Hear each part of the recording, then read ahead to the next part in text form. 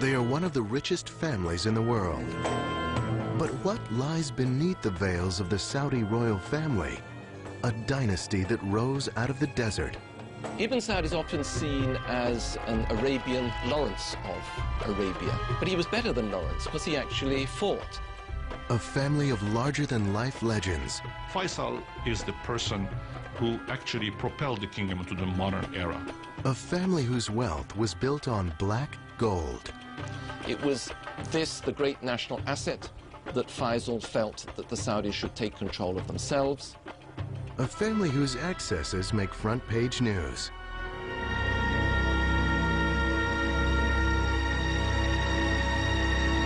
The Saudi royal family has been an American ally for over 70 years.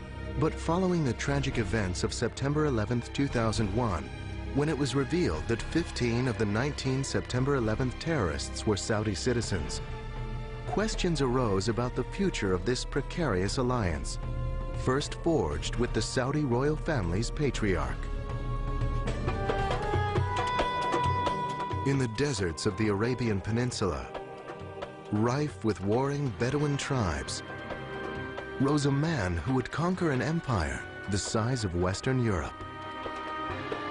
Handsome and charismatic, Abdulaziz bin Rahman Al Saud, also known as Ibn Saud, might have stepped right out of the Arabian Nights. A man of great physical stature, at 6'4" tall, he towered over most of his Bedouin brothers and was a fierce warrior. Ibn Saud is often seen as an Arabian Lawrence of Arabia, but he was better than Lawrence because he actually fought, and his capture of Riyadh illustrates that. Ibn Saud was 26 when he engaged in the campaign that would define his early career. The battle to recapture the town of Riyadh, which had been lost by his father to the neighboring Rashid tribe a decade earlier. In the pre-dawn hours of January 16, 1902, Ibn Saud and his warriors attacked the Riyadh fort and killed the governor. The garrison quickly surrendered, and Ibn Saud reclaimed his patrimony. But Ibn Saud wanted more than to be the ruler of a small town. He was a visionary who dreamt of uniting the constantly warring Bedouin tribes into one nation. Talking around the campfires, the Bedouin liked to joke about Ibn Saud. They said he's got two swords, a sword of steel, the one with which he conquered, and the sword of flesh, which he used once he'd conquered, and would marry the chief daughters of the tribe that he'd conquered, and thus bring that tribe physically into the union of the Saudi family. Ibn Saud would wed 22 wives and father 45 sons, 35 of whom lived through his lifetime. Ibn Saud's other means of ensuring loyalty were insisting that those he conquered become devout followers of the strict Wahhabi Islamic sect. They're the strictest section of Sunni Islam. Until the 30s and 40s, they didn't wear silk, they didn't have flowers in their gardens, they would never use perfume. They were Puritan, they were desert people, and they loved him. They had this fierce religious ideology, the willingness on the part of the Ikhwan, the Brotherhood as they were called, to die in battle. Almost a willingness, a wish to die in battle because they believed they were fighting a holy war. With the Ikhwan, Ibn Saud was able to conquer an area greater than Western Europe. In the early 20s, Abdulaziz Al Saud was able to really take the ideology of Wahhabism, and we might consider today that's the ideology of militant Islam, and to really make it into a political force in order to pull the tribes of Saudi Arabia together. His successes were great, but there would be deep personal losses too. In 1919, at the end of the First World War, Saudi Arabia was struck, as most of the rest of the world was, by the terrible influenza epidemic. They couldn't get medical supplies to Riyadh fast enough to save his wife, one of his most dearly beloved wives, and also his son, Turki, who was particularly admired by everybody who knew him as a future leader. It was a devastating loss. Yet having survived the epidemic himself, Ibn Saud was even more determined to complete his conquest. In 1926, he took possession of Mecca and Medina, the two holiest sites in Islam. This provided him with an important source of revenue, fees from the annual pilgrimage to Mecca called the Hajj. He charged Muslims to make the Hajj to Mecca. They had to pay a fee to be allowed into Saudi Arabia, and that's how he lived, frugally. By 1932, Ibn Saud had conquered the vast territory between the Red Sea and the Persian Gulf. He would name it after his family, Saudi Arabia, and proclaim himself king. However, the Great Depression of the early 30s put Ibn Saud's new kingdom in jeopardy. He watched as revenues from the Hajj dwindled. Far fewer Muslims could now afford the pilgrimage to Mecca. In 1933, when Ibn Saud was desperate for money, he was approached by a representative of the Standard Oil Company of California, offering to pay him $170,000 in gold to drill for oil. Ibn Saud actually said to the British ambassador at the time, "What do you think? Should I take this money?" And the British ambassador said, "Yes, take it, because there's no oil there anyway. They're paying you, these stupid Americans, money for nothing." He summoned someone, asked him about the oil well that was discovered, was told how much oil it was producing and what the oil was worth, and he asked, "Are we going to discover more?" And the other fellow, smiling, told him they're going to discover hundreds more. And he looked at him and said, "Cap it. There is going to be too much money, and too much money is trouble." And it took a great deal to convince him not to cap the first oil well. But before Ibn Saud even had the chance to enjoy this newfound wealth, World War II broke out, severely curtailing Saudi oil production.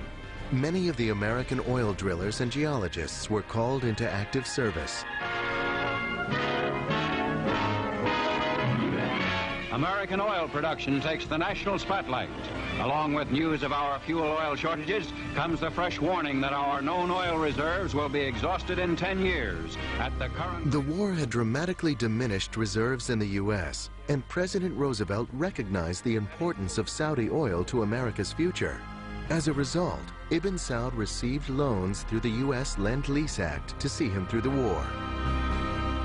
On February 14, 1945, the king was invited to meet President Roosevelt aboard the USS Quincy. When Ibn Saud mentioned the severe pains in his arthritic legs, President Roosevelt quickly offered him his extra wheelchair. FDR hoped the king might offer him something in return, support for the proposed new state of Israel. This is something that Ibn Saud, along with all the other Arabs, had opposed strenuously. Roosevelt explained the terrible circumstances of the Holocaust and how badly the Jews had been treated by Germany and needed a homeland of their own. And Ibn Saud looked at Roosevelt straight in the face, apparently, and said, yes, it was a terrible thing. So why wouldn't the Jews be given a bit of Germany for their homeland? Because it wasn't the Palestinians who had ever done any harm to the Jews. The king received a promise from President Roosevelt that he would continue to be consulted on the homeland issue. But President Roosevelt died 2 months later, and President Truman later supported the UN resolution for the creation of the State of Israel without consulting the king. While there were some who felt, especially the oil people, that the king, the old king, might retaliate by canceling the oil concession, he made it very clear to us that he was not going to do this. And so the question of Israel became an issue on which we, in effect, agreed to disagree. With the end of World War II, drilling resumed in Saudi Arabia. American firms have opened new fields abroad. Of these, one of the biggest and most important is Saudi Arabia. Beneath its blistering sands lies a near ocean of oil, whose potential reserves are estimated at 150 billion barrels. Standard Oil of California joined Texaco and Standard Oil of New Jersey and New York to form Aramco, the Arabian American Oil Company. With more capital for exploration, oil money came pouring into King Ibn Saud's personal treasury. This was a personal license to drill oil that Ibn Saud had granted in his lands. It was his money. And to this day, there is a sense in which the House of Saud consider the oil to be their own personal property. The sudden influx of oil revenues means a new role for King Ibn Saud. In time, the vast wealth produced would transform Saudi Arabia from one of the poorest nations in the world into one of the richest. It would also have a dramatic impact on the lives of the royal family. After World War II, millions of dollars began pouring into Ibn Saud's royal purse from the black gold lying beneath the Arabian desert. He had a lot of charm, personality, charisma. Nestor Sander, now 87, was a young paleontologist with Aramco when he met Ibn Saud. They drove into the camp there with this big black Chrysler sedan with these two big Somali slaves on either running board with a rifle and the red robes, and they were very fancy looking. That evening, the king gave a dinner for 40 Aramco employees. I looked at him and, you know, he had this patch over one eye. You never find a picture of him with a patch over his eye. This black patch was on his left eye because in 1923 and 24, he'd had erysipelas, and the erysipelas had destroyed the vision in the eye. Ibn Saud had provided a feast fit for a king. He was always very generous and made sure the tribes in his extended family were well taken care of. He gave them money, and of course when the oil came, he gave them more money. He saw to it that every tribe was happy.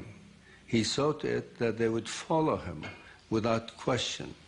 As well as spending money on the tribes, the king also enjoyed treating himself to the latest inventions, like the telephone.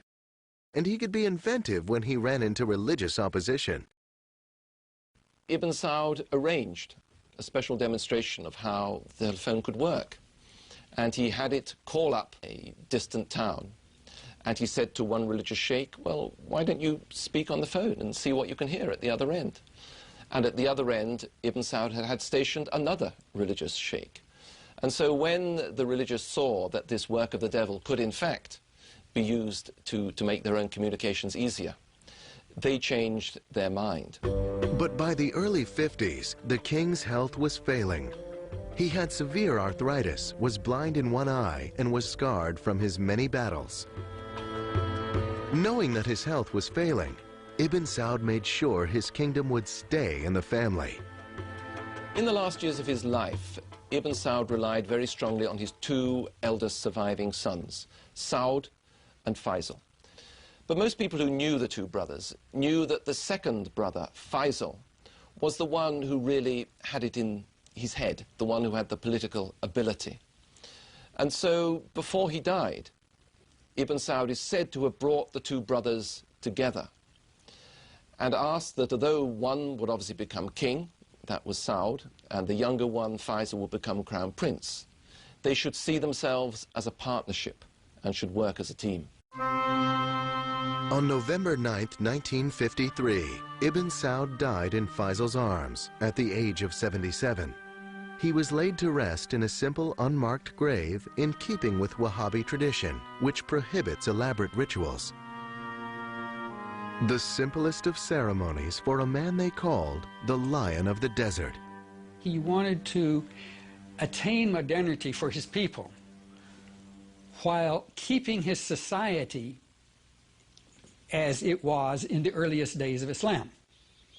This is a tall order, but it's a formula that he perfected and that enabled Saudi Arabia to maintain its puritanical religion and at the same time accept modernity that has come through to this day, I believe. And I think that was it showed amazing vision on his part. Yet only a decade later, his son, King Saud, would come dangerously close to destroying everything his father had achieved. Saud was known as a mismanager. He was not what we would call a successful manager by modern standards. The country ran into huge deficits. He had a reputation for being more interested in the leisurely lifestyle than in the running of a country. King Saud turned out to be the most disastrous of the kings. No one has ever been quite able to figure out what he was motivated by, other than his own personal pleasure. Saud eventually built 10 palaces and in 1 year ran up $5 million in food bills alone. He gave solid gold watches to visitors with his portrait. They became known as Mickey Sauds. Even with millions in oil money pouring into the treasury, the lavish lifestyle of the king had put the country in debt. The royal family was upset with his excesses and also with his support for Egypt's president, Gamal Nasser. They were worried about Arab socialism, and they were worried about Nasser's connections with the Soviet Union. The Saudis are deeply religious, consider communism, generally speaking, as atheism. President Eisenhower was concerned as well. To break Saud's infatuation with Nasser, in 1957, he enacted the Eisenhower Doctrine, which promised military and financial aid to any country fighting communist aggression. Eisenhower and Dulles had the idea for a time that Saud, representing the Saudi state, which was receiving more and more oil income, might be a useful counter to Nasser in the Arab world. America's military and economic aid dampened Saud's enthusiasm for Nasser. In 1957, Eisenhower invited Saud to visit the White House. When King Saud arrived in Washington, D.C. with his entourage, they stayed at Blair House. The king's servant was overheard commenting, "The U.S. president must be a poor man because he has such an old place for his guests to stay in."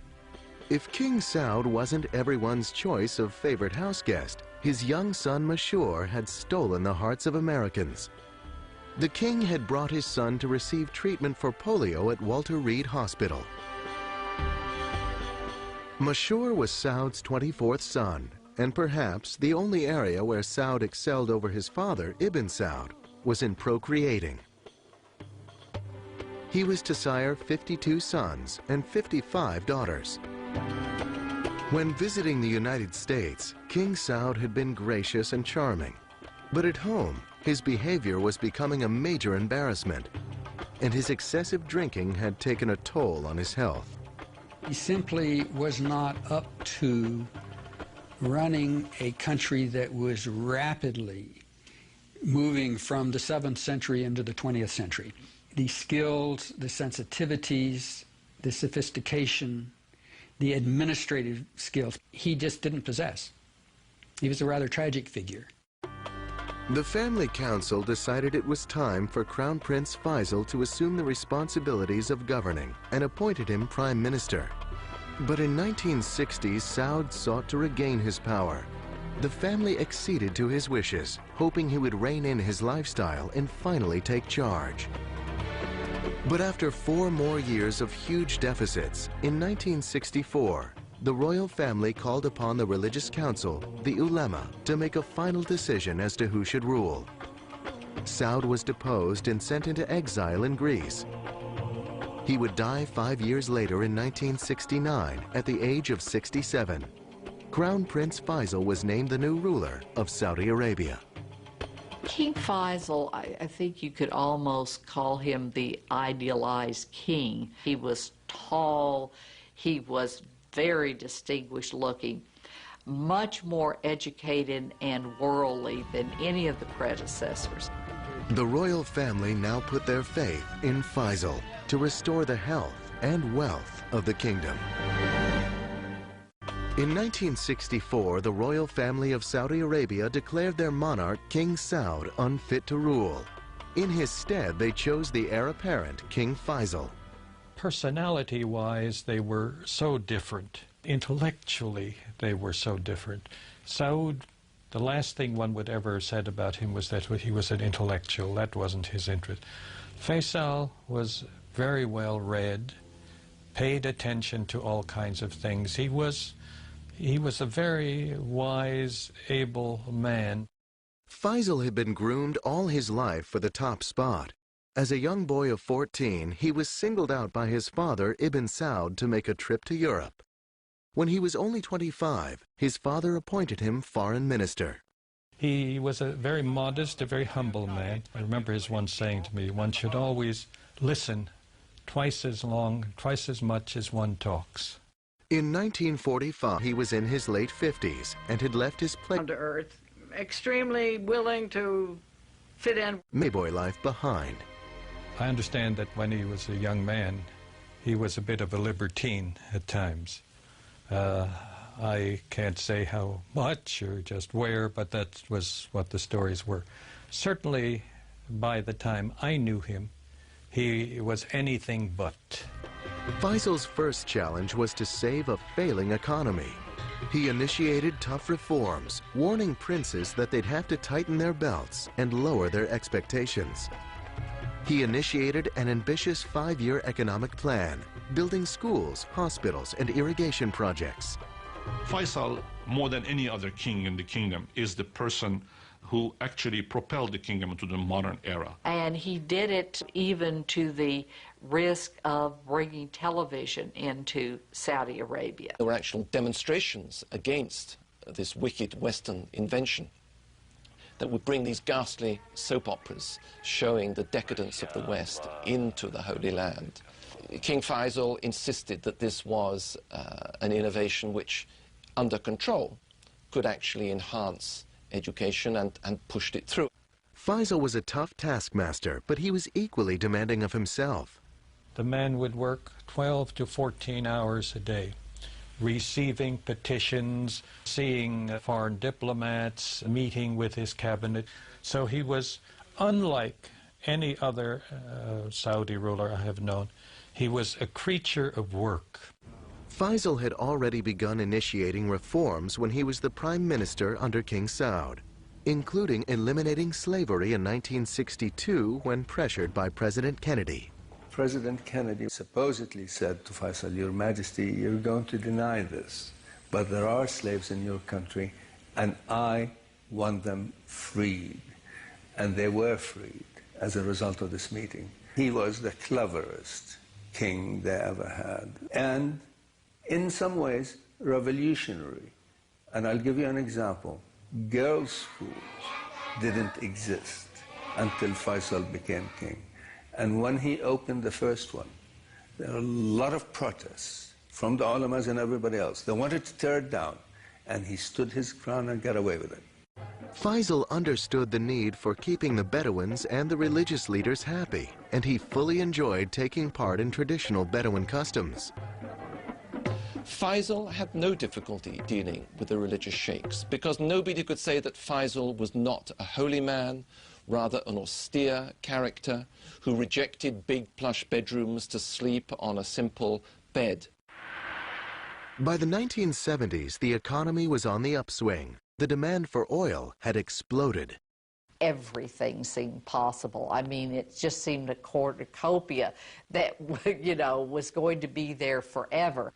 In 1974, Faisal directed his oil minister, Sheikh Yamani, to negotiate a 60% ownership of Aramco. Saudis started to run the oil fields.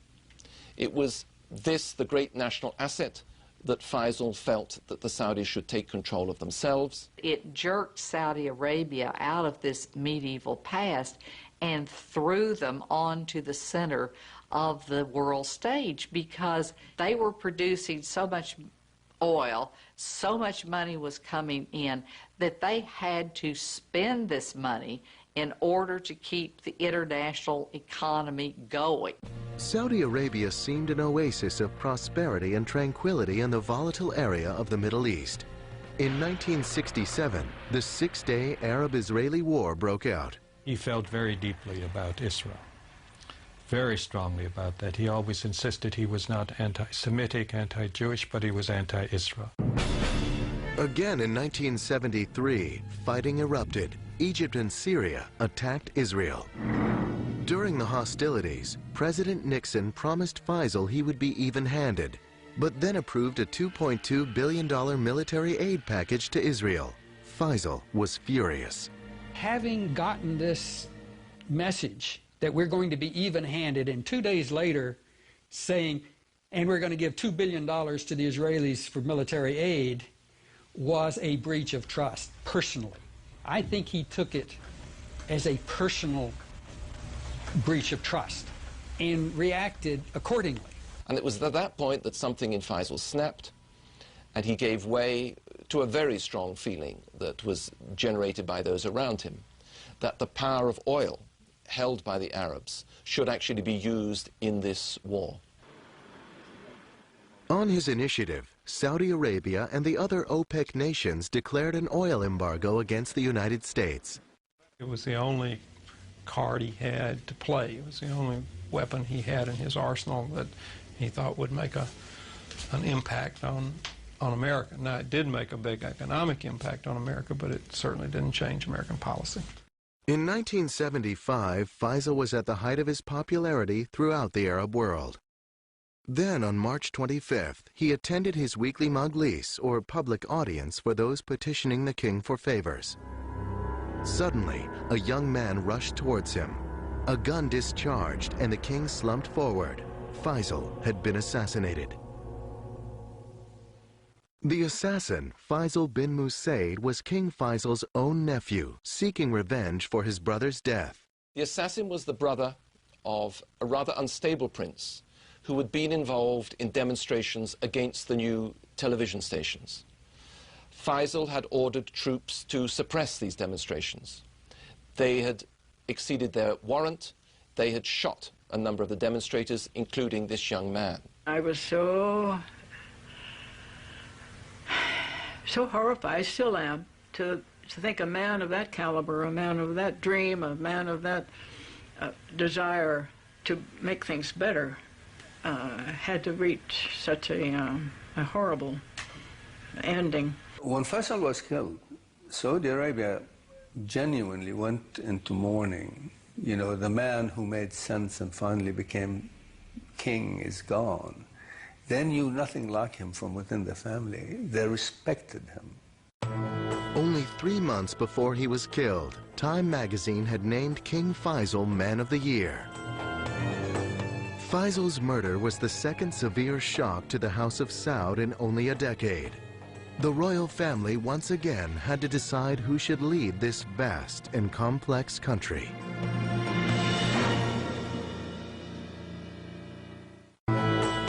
On March 25, 1975, King Faisal of Saudi Arabia was assassinated. Even as the country mourned his tragic death, the royal family moved quickly to choose the next king. The line of succession usually went to the next eldest son of Ibn Saud. However, Muhammad, the next in line, would be passed over by the royal family because of his drinking and volatile temper. The next eldest son, Khalid, was chosen instead. He was kindly. People felt, and indeed he was, benign. And he also had a great wisdom. And he had this very important role of dealing with the conservative religious sheikhs. He certainly had the down-home touch. Most Saudis regarded Khalid as a very loving uncle. Khalid was more of a caretaker king, unlike Faisal, who was always busy running a government. Khalid was much more comfortable in the tribal environment. King Khalid preferred the sporting life to governing. King Khalid loved sitting in the desert. He loved his hawks. But as he got older, he wasn't so mobile. And so he had a sofa put into the back of an all-terrain vehicle and would go out hunting in that. The day-to-day responsibilities for running the government fell to Khalid's brother, Crown Prince Fahd. Fahd was the executive, the thinker, the modernizer. Khalid represented the more traditional side, the more religious side. But this royal partnership was shaken to its core by major events in 1979. In January, Iran, Saudi Arabia's northern neighbor, was taken over by Shia fundamentalists.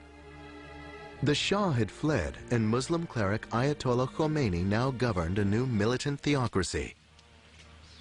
Khomeini and the Iranians trying to export that revolution, and that Saudi Arabia was a really tempting target. The royal family are Sunni Muslims, but there is a sizable Shia minority in the east near the oil fields. After Khomeini's victory, they rose up in protest and were quickly suppressed by 20,000 Saudi National Guards. Then in December of 1979, the royal family faced another ominous threat. The Soviet Union had invaded Afghanistan. King Khalid viewed the Soviet presence as a serious threat to the region. The Soviet Union was seen as godless. It was godless, and therefore a direct threat not just to Afghanistan but to the whole Muslim community. Saudi Arabia would support the Mujahideen, religious fundamentalists fighting the Soviets, including many young Saudi Arabians who went there to fight. It was very successful for the Saudis and successful for us. The Soviets were defeated. And all these young Mujahideen, paid and trained by the Saudis and to some degree paid and trained by us, were also victorious. But actions have consequences. But King Khalid would not live to see the Soviets defeated in Afghanistan. He died of a heart attack in 1982. Crown Prince Fahd made a smooth transition into his role as king, having been a ruling partner for years. Very gregarious. He would talk sometimes for 2 or 3 hours at a stretch. He was a very literate, very astute person in terms of his knowledge of the world, in terms of his grasp of the diplomacy at the moment. But one of Fahd's major challenges was facing him right at home. Some of the young Saudis who fought in Afghanistan experienced a difficult transition when they returned home. They now viewed the royal family in a new light. How do you get them back on the farm after they've seen Pari? I hate to describe Kabul as Pari, but you know, how do you reintegrate young warriors when they come back victorious from a war? They looked and they saw, instead of a country ruled by shepherd kings living austere Muslim lives, they saw a country that was run by and for the benefit of the royal family, and where there was a gap between what the royal family said and what it actually did. While the king and royal princes, now thought to number at least 5,000, still claimed to be devoted followers of the strict Wahhabi sect, their opulent lifestyles seemed a contradiction. When Fahd was crown prince, he lost $6 million in one night of gambling in Monte Carlo. As king, Forbes magazine estimated his wealth to be about $30 billion. He built several palaces, but his favorite getaway would be an expansive estate in Marbella, Spain, with 2 yachts moored offshore for partying. But the good life does have a price. The king's weight would balloon up into, you know, well over 200 pounds and perhaps a good deal closer to 300 pounds. And then he would go on these crash dives. But pretty soon you'd see him, and even in the flattering, concealing garments that Saudis wore, you could tell that there was a lot of king there beneath these garments. I think it added to the way people saw him as someone who was not as self-disciplined and with the same inner checks that someone like Faisal so totally had. Many of the princes live as splendidly as kings. Prince Al-Walid, grandson of Ibn Saud, the founder of Saudi Arabia, is one of the richest men in the world, worth about $20 billion. The prince enjoys showing off his $100 million palace with 17 dining rooms, 12 elevators, a private screening room, movies are forbidden in Saudi Arabia, and his own stuffed zoo. This flaunting of wealth did not sit well with Saudi fundamentalists who returned from fighting in Afghanistan. They viewed the Saudi dynasty as decadent and corrupt. Fahd's smooth transition to power was turning into a bumpy ride, as threats, both internal and external, began to plague his reign. You had this population explosion, more and more people who were needing education and needing health service and needing housing and needing jobs. And the Saudis just were not producing the jobs that they needed in order to keep the population, you know, satisfied. In 1990, the Saudi royal family would confront an even more ominous threat. Saddam Hussein of Iraq invaded Kuwait, a neighbor to Saudi Arabia. King Fahd feared Saudi Arabia might be his next target. In 1990, in a surprise attack, Iraq invaded Kuwait. King Fahd of Saudi Arabia feared his kingdom might be next. The king had enjoyed a close relationship with the U.S., but it would be tested during Operation Desert Storm. Along comes Saddam, scaring the daylights out of the Saudis. This is sort of like their nightmare about Khomeini, but having gotten a lot closer and gotten a lot bigger and nastier and more threatening. King Fahd gave President Bush permission to station U.S. troops in Saudi Arabia for Operation Desert Storm. But other Saudis weren't happy with that decision. Even taxi drivers tell you, we have spent hundreds of billions of dollars buying arms from the United States.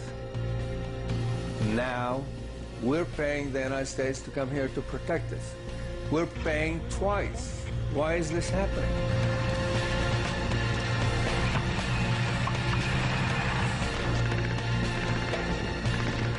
After Iraq's defeat, 5,000 American soldiers remained behind in Saudi Arabia. Muslim clerics and international terrorist Osama bin Laden would angrily denounce the royal family for allowing these infidels to remain on Muslim soil. Saudis had always had a real fear and resentment of an American military presence in Saudi Arabia for two reasons. One, they are xenophobic, and the idea of armed foreigners in the country was very disquieting to them. Another thing that was of grave concern to them was that they consider Saudi Arabia to be sacred soil because it is the place where Mecca and Medina are. In November 1995, angry rhetoric turned to violence. A U.S. training mission in Riyadh was bombed, killing 5 Americans. The following year, another devastating attack. A U.S. military housing complex in Dhahran. 19 Americans were killed. King Fahd claimed to have found and executed the guilty terrorists, but FBI agents complained that they hadn't been given access to the investigations. There was now a decided chill in relations between the United States and Saudi Arabia. Internally, King Fahd faced other problems. He had anteed up the major tab for Desert Storm, about $55 billion, and the economy was suffering. Yet he chose not to cut back on princely stipends or commissions. Rather than reining in the royal family, he more or less just let them run wild. I think Fahd really was breaking the commitment to what I might call social justice in Saudi Arabia and allowing the elites to amass great wealth. In 1995, during this period of growing discontent, King Fahd suffered a major stroke. Since then, he hasn't been well enough physically or mentally to run the government.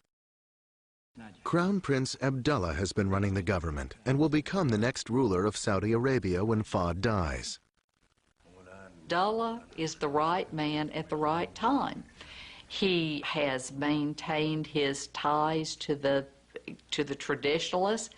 He is very well respected by all Saudis as being pious, uncorrupted, and he has really stepped in and began to, cut down on the prerogatives of the royal family. Abdullah is well aware of the challenges facing him at home. And internationally, Saudi policies were being questioned since the revelation that 15 of the 19 terrorists who attacked on 9/11 were Saudi citizens. In 2002, families of those who perished brought a $1 trillion lawsuit against Arab banks, charitable organizations, and 3 Saudi royal princes, including Prince Sultan, the defense minister, and Prince Turki Al Faisal, ambassador to Britain. The lawsuit charged that they had supported terrorist groups like Al-Qaeda, responsible for the attack on the World Trade Center and the Pentagon. Although we cannot prove that high-ranking Saudi officials committed this atrocity, we know for a certainty that they were the terrorists' travel agents who delivered them well-fed, well-trained, and well-equipped to the World Trade Center that day. The lawsuit added to the already strained relations between Saudi Arabia and the United States, and the royal family threatened to take billions of its assets out of America. And unlike 1990, when they had allowed the United States use of its air bases during the war against Iraq, in 2002, Crown Prince Abdullah said no to the U.S. unless the attack was sanctioned by the United Nations. After 70 years of interdependency trading oil for security, it seemed the royal family and the United States had reached a critical turning point.